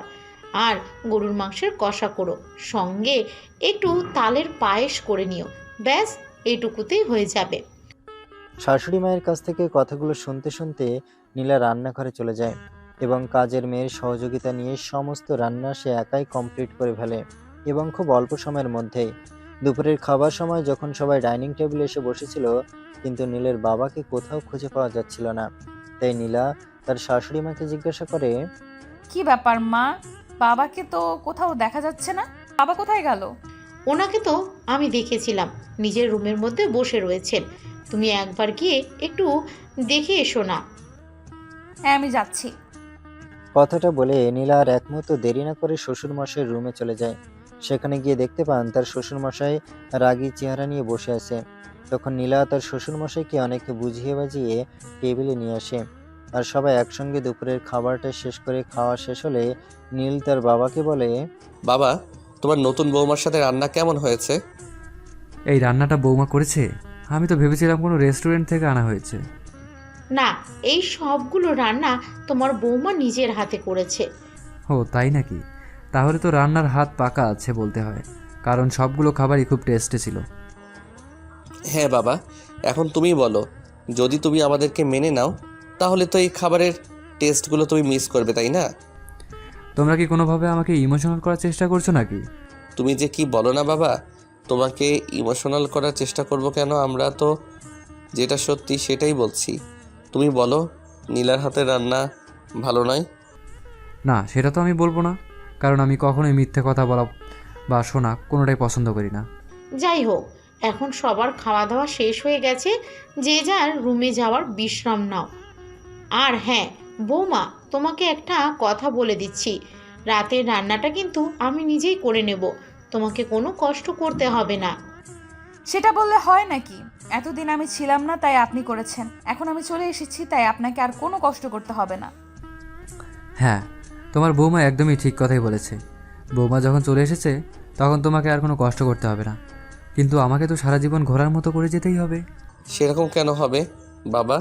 আমি তো অনেক দিন ধরেই বলছি, আমি পড়াশোনার পাশাপাশি ব্যবসাটারও দেখাশোনা করি, কারণ তুমি তো কখনোই আমাকে বাইরের চাকরি করতে দেবে না। তাহলে ব্যবসাটা আমি আগেভাগেই একটু বুঝে নেওয়ার চেষ্টা করি। তখন নীলের বাবা বলতে থাকেন নীল নাকি এসব কথা তার বাবাকে ইমপ্রেস করার জন্য বলছে। যাই হোক, এভাবে কথা কাটাকাটি বেশ কিছুক্ষণ ধরে চলতে থাকে। অতঃপর সবাই কোনোভাবে এই পর্বটা ক্লোজ করে যে যার মতো রুমে চলে যায়। এদিকে গ্রীষ্মকাল ছিল, প্রচণ্ড পরিমাণে গরম ছিল। নীলা এসব ভারী ভারী শাড়ি গহনা কোনোভাবেই পরে থাকতে পারছিল না, কিন্তু কি আর করবে, প্রথমবার শ্বশুর বাড়িতে আসা বলে কথা। তাই সে রুমে এসে দরজাটা একটু চাপিয়ে দিয়ে শাড়িটা খোলার চেষ্টা করছিল। এমন সময় হঠাৎই নীল রুমে প্রবেশ করে। যেই না নীলা শাড়িটা খুলে পেটিকোট আর ব্লাউজ পরে দাঁড়িয়ে 3 পিস খোঁজার চেষ্টা করছিল, এমন সময় নীল থেকে পেছন থেকে এসে জড়িয়ে ধরে নীলা অনেকটা চমকে যায় আর বলে ওঠে, কে কে এখানে? আমার ঘরে আমি ছাড়া কেউ প্রবেশ করার অনুমতি পাবে না, সেটা তুমি খুব ভালো করে জানো। তাহলে এইভাবে চমকে যাওয়ার কি আছে? আরে বাবা রে বাবা, তুমি এখানে হুট করে এসে পেছন থেকে জড়িয়ে ধরবে, তুমি জানো না আমি এইসব কিছুতে অনেক ভয় পাই? হ্যাঁ জানি, কিন্তু তাই বলে নিজের বউকেই তো জড়িয়ে ধরেছি, অন্য কাউকে তো জড়িয়ে ধরিনি। তখন নীলা অনেকটা রেগে গিয়ে নীলকে বলতে থাকে, অন্যের বউকে জড়িয়ে ধরার অনেক শখ হয়েছে বুঝি? না, তা হবে কেন? আর তাই যদি হতো তাহলে হয়তো এতদিনে আমার 10-12টা গার্লফ্রেন্ড থাকতো। এটাই স্বাভাবিক নয় কি? তখন নীলা নীলকে বলতে থাকে নীলের মুখে যদি সে কখনো গার্লফ্রেন্ড বা মেয়ে বন্ধুর নাম শুনে তাহলে সে নীলকে জানে মেরে ফেলবে। সেটা শুনে নীল বলে, তুমি এতদিনেও আমাকে বিশ্বাস করে উঠতে পারোনি। যদি বিশ্বাস করতে পারতে তাহলে এই কথাটা বলতে পারতে না। আসলে তুমি তো আমায় ভালোই বাসনি। আমি তোমাকে ভালোবাসি না, তাহলে বিয়ে করেছি কেন? হ্যাঁ, তুমি আমাকে একদমই ভালোবাসো না। যদি ভালোবাসতে তাহলে এই কথাগুলো বলার তো কোনো মানে ছিল না। আর বিয়েটা কেন করেছে সেটা তো আমি বলতে পারবো না, তুমি খুব ভালো বলতে পারবে। কথাটা শোনা মাত্র নীলার চোখ দিয়ে গড়গড়িয়ে জল পড়তে শুরু করলো, কারণ সে নীলকে প্রচণ্ড ভালোবাসে। এসব কথা তার প্রত্যাশিত নয়। নীলা তখন ওই অবস্থাতেই মুখে বালিশ গুজে কাঁদতে শুরু করে। আর নীলাকে ওই অবস্থায় দেখে আবারও দ্বিতীয়বারের মতো ক্রাশ খায় এবং নীলার প্রতি আকর্ষিত হতে থাকে। সে আস্তে আস্তে নীলার পাশে গিয়ে শুয়ে পড়ে আর নীলার শরীরে আলতো করে হাত বুলিয়ে দিতে থাকে। তখন নীলা তাকে ধমক দিয়ে বলে, এই, তুমি আমার শরীরে টাচ করছো কেন? আমি তো তোমায় ভালোবাসি না, তাহলে এত আধিক্যতা কেন দেখাচ্ছ? তুমি আমায় ভালো নাই বাসতে পারো, আমি তো তোমায় ভালোবাসি, তাই তো তোমার ভালোবাসা পাওয়াটা আমার একটা অধিকার। যাই হোক, এখন একটু ভালোবাসা পেতে চাই। একদমই না, তুমি আমার কাছ থেকে সরে যাও। আমি তোমার কোনো কথাই শুনতে চাই না। কথাটা বলেই নীলা নীলকে ধাক্কা দিয়ে সরিয়ে সেখান থেকে উঠে চলে যেতে চাইছিল, কিন্তু সে আর যাবে কোথায়। নীল পিছন থেকে নীলের হাত ধরে ফেলে এবং এক টান দিয়ে তার বুকের উপর ফেলে দেয়। অতঃপর অবস্থাটা এরকম ছিল যে নীল আর নীলার ঠোঁট দুটো একদম কাছাকাছি ছিল, তাই নীল সেই সুযোগটাকে হাত ছাড়া হতে না দিয়ে নীলার ঠোঁট দুটো তার দখলে নিয়ে নেয়। নীলাও তখন সব রাগ অভিমান ভুলে গিয়ে তার সঙ্গে রেসপন্স করতে থাকে। এভাবেই চলতে থাকে বেশ কিছু সময়। তখনই হঠাৎ নীলা বলে ওঠে, এই, তুমি এসব কি করছো আমার সাথে? আমি তো তোমার সঙ্গে রেগেছিলাম। হ্যাঁ, এটা তো আমি খুব ভালো করে জানি, তাই তো আমি তোমার রাগ ভাঙাতে এসেছি। বউয়ের রাগ ভাঙানো তো স্বামীর কর্তব্য। হয়েছে, আর কর্তব্য দেখাতে হবে না। তুমি এখন যাও তো এখান থেকে। আমি ওসব ভারী শাড়ি পরে থাকতে পারছিলাম না, তাই চেঞ্জ করছিলাম, আর অমনি তুমি চলে আসলে। এই, একদম অমন করো না তো। আমার তো তোমার আদর পেতে মুড হয়েছে। এখন কি তুমি চাইলেই আমি চলে যাব নাকি? তো কি করবে শুনি? কি আর করব, মন ভরে তোমায় আদর করব আর আদর নেব। আরে না না, এখন একদমই ওসব হবে না। মাত্র খাওয়া দাওয়া করে আসলাম, আমার শরীরটা টায়ার্ড লাগছে, আমার একটু বিশ্রাম নিতে হবে। হ্যাঁ, সে তো বুঝতে পেরেছি, কিন্তু তাই বলে আমার এখন যেটা মুড হয়েছে সেটার মুড তো কিছুক্ষণ পর নাও থাকতে পারে, তাই যখন এর কাজ তখন সেরে নেওয়া ভালো। কথাটা বলেই নীলাকে আর কোনো কথা বলার সুযোগ না দিয়ে নীল নীল আকাশে আদর করতে শুরু করে। প্রথমে নীলা একটু জোরাজুরি করছিল সেখান থেকে চলে যাওয়ার জন্য, কিন্তু নীলের জোরাজুরিতে সে আর সেটা পেরে উঠতে পারেনি। তাই অবশেষে সেও নিলয়ের সঙ্গে সুখের অসীম সাগরে ডুব দিতে বাধ্য হয়। কোথায় 40 মিনিট পর দুজন দুজনকে ছেড়ে দিয়ে বিছানায় শুয়ে পড়ে। তখন নীল নীলাকে টান দিয়ে বুকে তুলে নেয় আর বলে, আমার বুকে এসে ঘুমাও। নীলা তখন আর কোনো কথা না বলে চুপচাপ নীলের বুকে মাথা রেখে শুয়ে ঘুমিয়ে পড়ে। বিকেল প্রায় শেষের পথে, সন্ধ্যা হবে হবে এমন সময় নীলের ঘুম ভাঙে। নীল চোখ মেলে তাকিয়ে দেখে নীলা তখনও অঘরে ঘুমোচ্ছে। তাই সে নীলার মাথায় হাত বুলিয়ে দিতে শুরু করে, আর তখনই নীলার ঘুমটা ভেঙে যায়। আর এই সন্ধ্যা তো হয়েই গেল, তুমি আমায় ডাকলে না কেন? তুমি ঘুমাচ্ছিলে, আমি কি করে তোমার কাঁচা ঘুমটা ভাঙিয়ে দেই বলো তো? আরে বাবা, সন্ধ্যা হয়ে যাচ্ছে আর তুমি যে সব কিছু করেছো, এরপর তো আর ফ্রেশ না হয়ে রান্নাঘরে ঢুকা যাবে না। হ্যাঁ, সেটা তো আমি জানি। এখন একটা কাজ করো, কথা না বাড়িয়ে চুপচাপ ওয়াশরুমে চলে যাও, ফ্রেশ হয়ে রান্নাঘরে চলে যেও। হ্যাঁ সেটাই তো, আমি রান্নাঘরে যাই আর আপনি আবার শুয়ে শুয়ে ঘুমান, তাই না? ওটা হবে না, আপনি নিজেও আমার সঙ্গে ওয়াশরুমে চলুন। এখন যদি আবার আমি তোমার সঙ্গে ওয়াশরুমে যাই তাহলে তো আবারও তোমার সঙ্গে রোম্যান্স করতে মন চাইবে। তোমার মুখে কি ওসব ফালতু কথা ছাড়া আর কোনো কথাই আসে না নাকি? কি করে আসবে বলো তো? তুমি আমাকে তোমার সাথে ওয়াশরুমে যেতে বলছো, আর ওয়াশরুমে তোমাকে যে অবস্থায় দেখতে পাবো তখন কি আর আমি নিজেকে কন্ট্রোলে রাখতে পারবো? এই, এত কথা বলার প্রয়োজন নেই, আমি ফ্রেশ হয়ে আসছি, তারপর তুমি ফ্রেশ হয়ে নিও। কথাটা বলে নীলা আর এক মুহূর্ত সেখানে না দাঁড়িয়ে সোজা ওয়াশরুমে ঢুকে পড়ে। তারপর ফ্রেশ হয়ে এসে নিচে চলে যায় আর সবার জন্য বিকেলের নাস্তা তৈরি করে নেয়। অতঃপর সবাই একসঙ্গে বসে বিকেলের নাস্তা সেরে নেয় আর নীলা রান্না করে চলে যায়। সে রান্না করেছিল এমন সময় হঠাৎ নীল কোথা থেকে এসে তাকে পিছন থেকে জড়িয়ে ধরে। এই কি ব্যাপার? তোমাকে তো আমি পড়তে বসতে বলেছিলাম, কিন্তু তুমি এখানে আসলে কেন?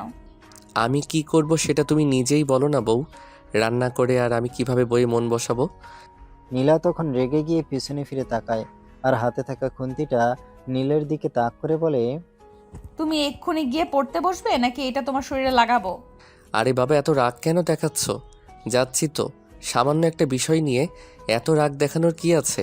এই, তোমাকে এখান থেকে যেতে বলেছি, কোনো কথা বলতে বলিনি। তখন নীল সেখান থেকে মুখটা ভেঙচি দিয়ে চলে গেল আর মনে মনে বলতে লাগলো, বিয়ে করেছি খুবই, বউকে নিয়ে একটু রোমান্স করব, তা না, বউ শ্বশুর বাড়িতে আসা থেকে শুধু রান্নাঘরে পড়ে আছে। ড্রয়িং রুমের সামনে দিয়ে নিজের রুমে যাচ্ছিল এমন সময় তার মা বলে উঠল, কিরে, তোর বাবার মতো রান্নার সময় বউকে সহযোগিতা করতে মন চায় নাকি? মা, হ্যাঁ, তোর বাবা তো বিয়ের পর আমাকে রান্নার কাছে অনেক সহযোগিতা করতো, কিন্তু সময় বাড়ার সঙ্গে সঙ্গে সেই সব কিছু কোথায় যেন হারিয়ে গেছে। তুমি একটু তোমার বৌমাকে বুঝিয়ে বলো না। দেখো, বিয়ে করেছি যদিও সেটা অনিচ্ছা সত্ত্বে, কিন্তু তাই বলে বউ আমাকে রেখে সারাক্ষণ রান্নাঘরে থাকবে? আচ্ছা ঠিক আছে, আমি ওখান থেকে শুনতে পাচ্ছিলাম বৌমা তোকে বলছিল রুমে গিয়ে পড়তে বসার জন্য, এখন সেটাই কর। হ্যাঁ, সেটাই করছি। কথাটা বলতে বলতে নীল সেখান থেকে নিজের রুমে চলে যায় আর পড়তে বসে। কিন্তু সে পড়ার বইয়ে কোনোভাবেই মন বসাতে পারছিল না, কারণ তার মন তো পড়ে রয়েছে সুন্দরী বইয়ের কাছে। সে তখন রুমের এপাশ থেকে ওপাশে শুধু পায়চারি করছিল, আর ঠিক তখনই নীলা সেখানে এসে উপস্থিত হয়। কি ব্যাপার? তোমাকে তো আমি পড়তে বসার জন্য বলেছিলাম, কিন্তু তুমি সেটা না করে রুমে এইভাবে পাইচারি কেন করছো? নীলার গলার আওয়াজ শুনে যেন নীল নিজের দেহে প্রাণ ফিরে পেল, আর পিছন ফিরে নীলাকে জড়িয়ে ধরে বলতে লাগে, উফ, তুমি কি বলো না, তোমাকে ছাড়া আমার নিঃশ্বাস বন্ধ হয়ে যাওয়ার উপক্রম শুরু হয়েছিল। এত পাম দিও না তো, এত পাম দাও আমার একদম পছন্দ নয়। তোমাকে আমি পড়তে বসতে বলেছিলাম, তুমি পড়তে বসোনি কেন?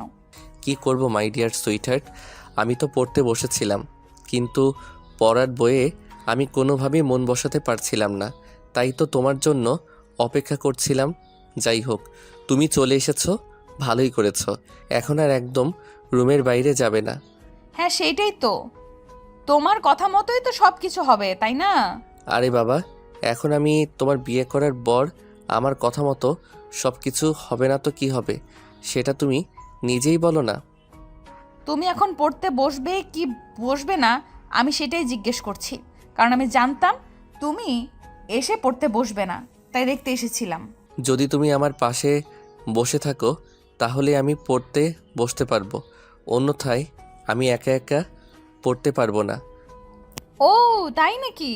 আচ্ছা ঠিক আছে, তাহলে আমি এক্ষুনি শ্বশুরমশাইয়ের রুমে যাচ্ছি আর সব কিছু শ্বশুরমশাইকে খুলে বলছি। না না, তুমি একদমই ওইসব করবে না। কারণ নীল খুব ভালো করেই জানে মা যদি কোনোভাবেও তার বাবার কাছে গিয়ে এইসব কথা বলে তাহলে বাবা তার উপর আরও রেগে যাবে, এমনকি তাকে বাড়ি থেকে বেরও করে দিতে পারে। তাই সে নীলার কথা মতো পড়তে বসে যায়, আর নীলা রুম থেকে বের হয়ে রান্না করে চলে যায়। রান্না শেষ হলে সে সবাইকে ডিনার টেবিলে ডেকে নেয়। আজ রাতে আমি মায়ের সঙ্গে ঘুমাবো। কি কি বললা তুমি, আরেকবার বলো তো। কেন, তুমি কি কানে শুনতে পাও না নাকি? আমি কি বলেছি তুমি শুনতে পাওনি? হ্যাঁ, শুনতে পেয়েছি বলেই বলেছি আরেকবার বলতে। তুমি কি বলেছো তুমি মায়ের সঙ্গে মায়ের রুমে ঘুমাবে, তাই না? হ্যাঁ আমি এটাই বলেছি। কেন, কোনো সমস্যা নাকি? না, কোনো সমস্যা নেই, তবে আমি এইটুকু বলতে পারি যে তুমি ঘুমাতে পারবে না। কেন?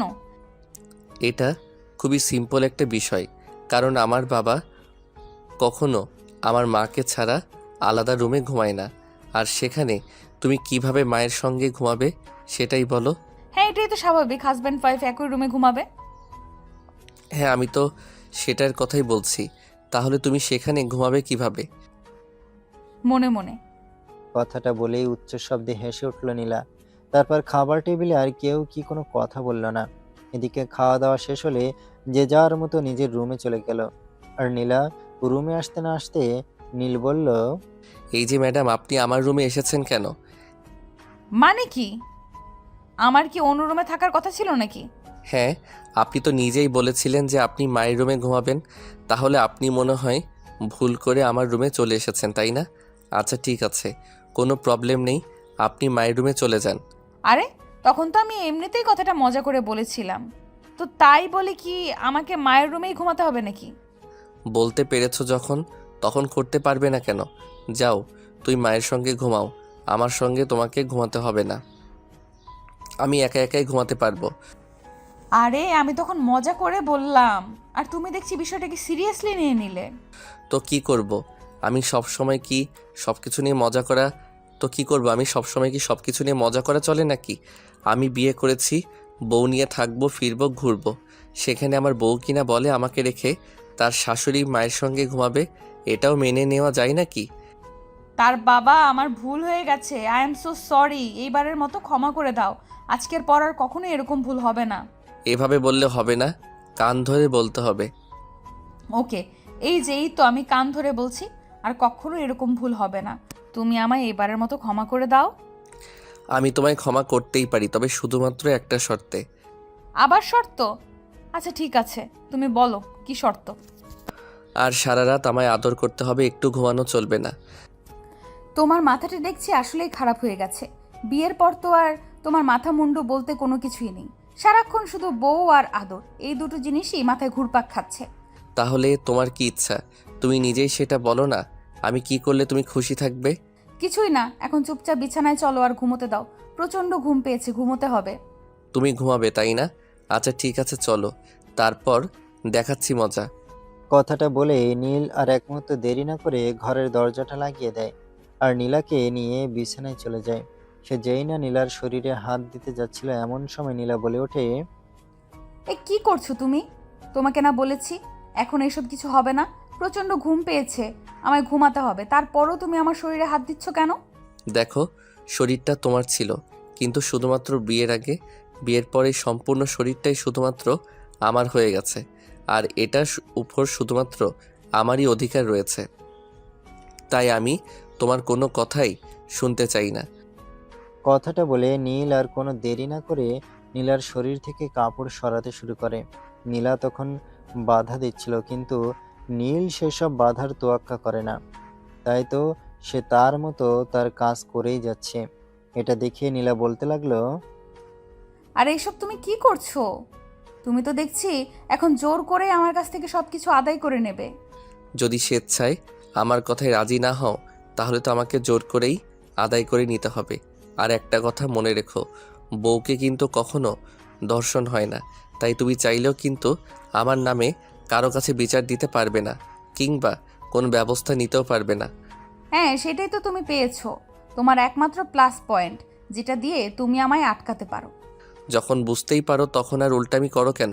আমাকে আমার মতো করে আমার কাজটা করতে দাও না। ওকে ঠিক আছে, তোমার যা ভালো মনে হয়।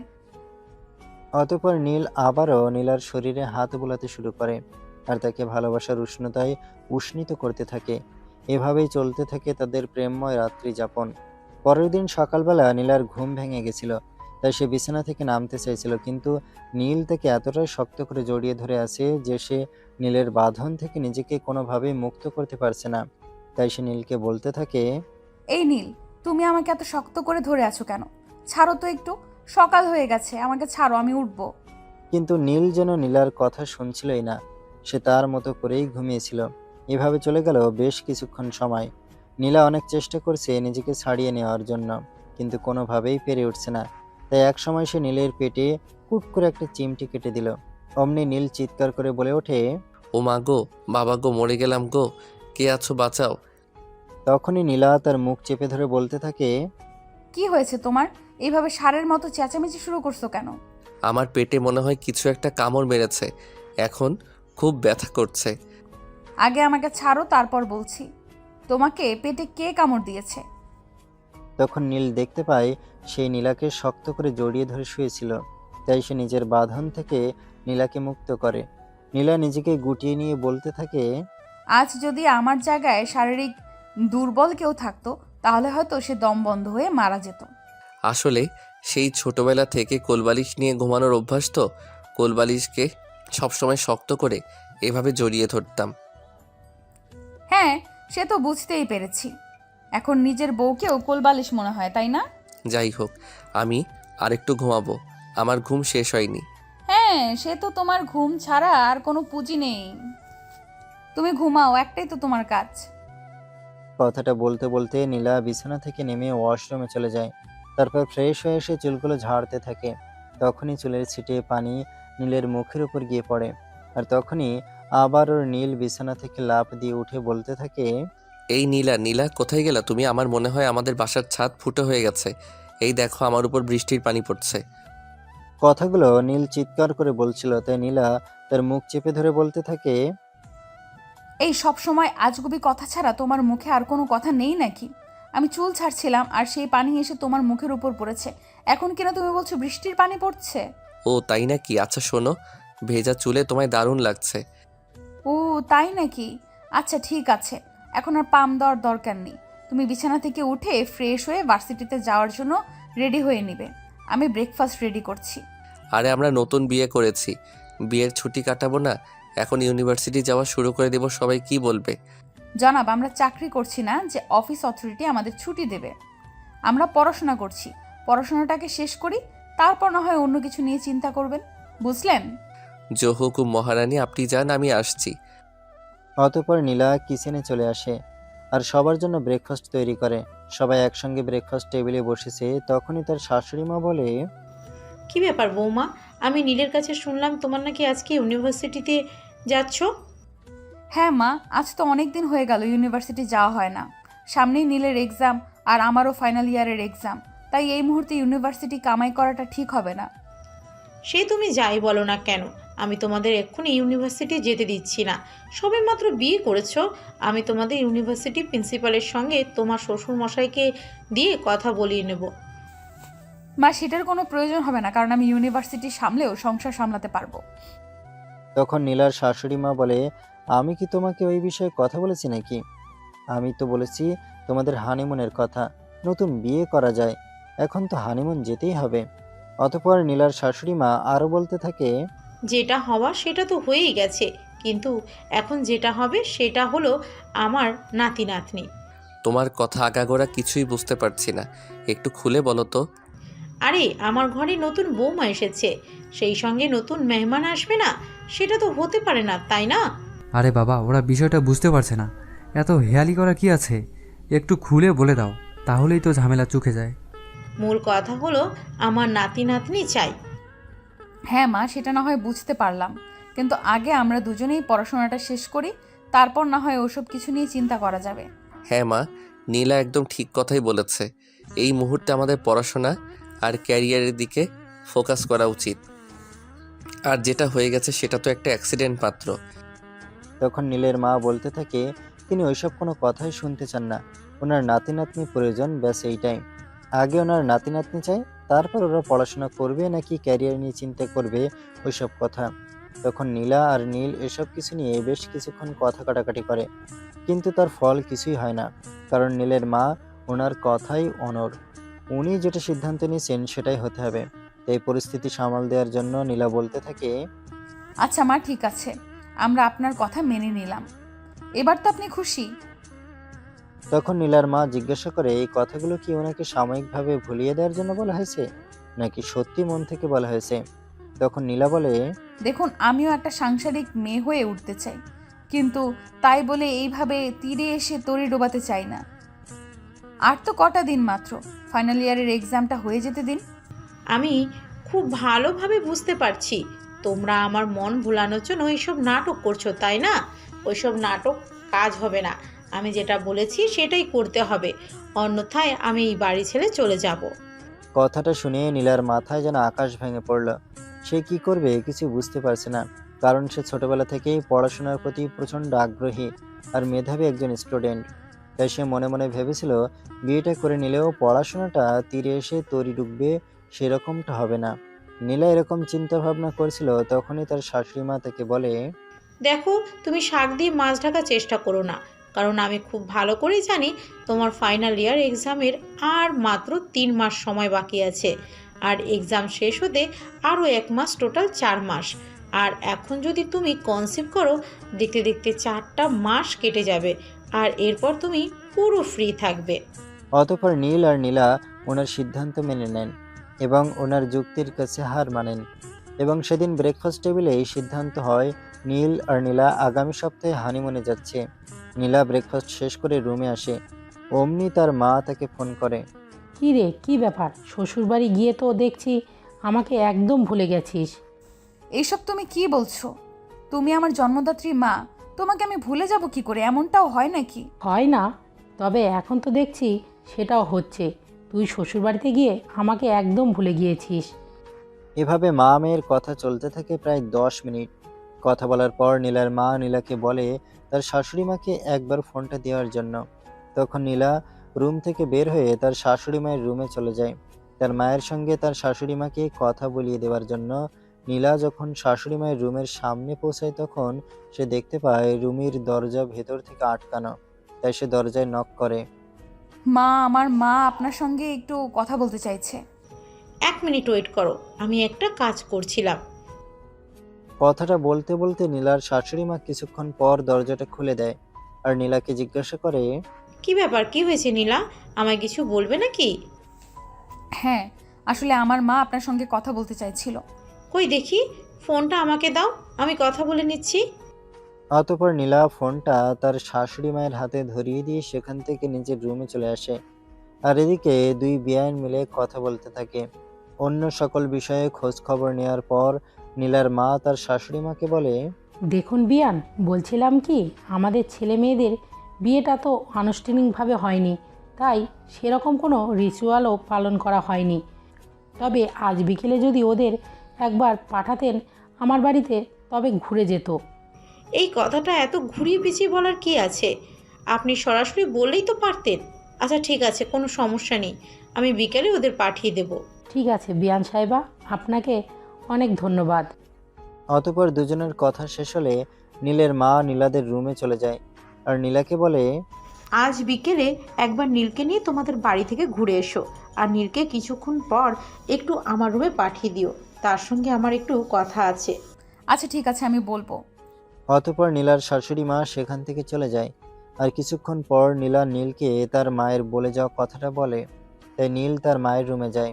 কি ব্যাপার মা, কি হয়েছে? নীলা বলল তুমি ডাকছিলে। হ্যাঁ, তোমার শাশুড়িমা ফোন করেছিল। তোমার শাশুড়িমা বলল একবার তাদের বাড়ি থেকে ঘুরে আসতে। আচ্ছা ঠিক আছে। কথাটা বলে নীল আর কোনো উত্তরের অপেক্ষা না করে সেখান থেকে উঠে চলে যেতে চাইছিল। এমন সময় পিছন থেকে তার মা তার হাত ধরে টান দিয়ে বসিয়ে বলতে থাকে, শ্বশুরবাড়ি যাবে বললে আর চলে গেলে, এটা কি হয় নাকি? শ্বশুরবাড়ি যাওয়ার কিছু নির্দিষ্ট রুল আছে তো। শ্বশুরবাড়ি যাওয়ার জন্য আবার নির্দিষ্ট রুলস থাকতে হয়, সেটা আমি সত্যি জানতাম না। আচ্ছা বলো তো কী রুলস? শ্বশুরবাড়ি এভাবে খালি হাতেই চলে যাওয়া যায় নাকি? শ্বশুরবাড়ি যেতে হলে অনেক কিছু নিয়ে যেতে হয়, নতুন জামাই বলে কথা। মা, ওই সব কিছু কেনাকাটা আমায় দিয়ে হবে না, সেটা তুমি খুব ভালো করেই জানো। জানানোর প্রয়োজন সেটা তুমি সিকিউরিটিকে দিয়ে আনিয়ে রেখো। হ্যাঁ, সেই সব কিছু কাজ যে তোমার দ্বারা পসিবল নয় সেটা আমি খুব ভালো করেই জানতাম, আর সেই জন্যই আমি তোমাকে ডেকেছিলাম। ঠিক আছে, কোনো সমস্যা নেই, বিকেল 3টার মধ্যে তোমরা দুজন রেডি থেকো, আমি সব কিছু গুছিয়ে রাখবো। অতঃপর নীল চলে যায় এবং তার মা সব কিছু গোছাতে শুরু করে এবং বিকেল 3টে বাজার আগে উনি সব কিছু রেডি করে রাখেন। এদিকে নীল রেডি হয়ে নীলার জন্য অপেক্ষা করছে, কিন্তু এখনো যেন তার সাজগোজ শেষই হতে চাইছে না। নীল শুধু রুমে বসে বসে এইসব কিছু দেখছিল। তাই সেই নীলাকে বলে, এই তোমার রেডি হতে আর কতক্ষণ সময় লাগবে? এই তো জাস্ট 5 মিনিট বসো, আমি শুধু লিপস্টিকটা লাগিয়ে নেই, তাহলেই আমার রেডি হওয়া শেষ। নীল বসে আছে তো আছেই, দেখতে দেখতে প্রায় আরও 20 মিনিট সময় কেটে গেল, কিন্তু নীলার রেডি হওয়া এখনো শেষ হলো না। সেটা দেখে নীল আবারও বলল, কি ব্যাপার নীলা, তোমার লিপস্টিক লাগানো এখনো শেষ হয়নি? আরে বাবা, তুমি এরকম করছো কেন? বিয়ের পর এই প্রথমবার মায়ের বাড়িতে যাচ্ছি, এখন একটু রেডি হয়ে সাজুগুজু করবো না? হ্যাঁ, সেটা তো তুমি দুপুর 12টা থেকেই করছো, আর এখনো শেষ হচ্ছে না দেখেই তো কথাটা বললাম। যাই হোক, তুমি আজ রেডি হতে পারবে কি না সেটাই জাস্ট বলো। তখন নীলা কিছু বলতে চাইছিল, তার আগেই তার শাশুড়ি মা তাদের রুমে প্রবেশ করে আর বলতে থাকে, কি ব্যাপার, তোরা এখনো রেডি হসনি? ড্রাইভার তো সেই কখন থেকে তোদের জন্য অপেক্ষা করছে, আমি তো সব কিছু গুছিয়ে দিয়েছি। মা আর বলো না, কপাল গুনে পেয়েছি এক বউ, সেই দুপুর 12টা থেকে রেডি হচ্ছে, কিন্তু এখনো ওনার রেডি হওয়া শেষ হচ্ছে না। এই, তুমি আমাকে এইভাবে বলছো কেন? তুমি যদি আমাকে এইভাবে কথা বলো তাহলে কিন্তু আমি যাবই না, বলে দিলাম। তখন নীল কিছু বলার আগেই তার মা বলে ওঠে, হ্যাঁ বৌমা, একদম ঠিক কথাই বলেছি। তুই এভাবে বলছিস কেন? মেয়েদের রেডি হতে একটু সময় লাগে, তার জন্য এভাবে বলতে হবে নাকি? হ্যাঁ সেটাই তো, উনি দুপুর 12টা থেকে রেডি হচ্ছেন, এখন ওনার রেডি হওয়া শেষ হবে না, কিন্তু ওনাকে কিছু বলা যাবে না, তাই না? কেন বলবে তুমি? তোমাকে বলার অধিকার কে দিয়েছে?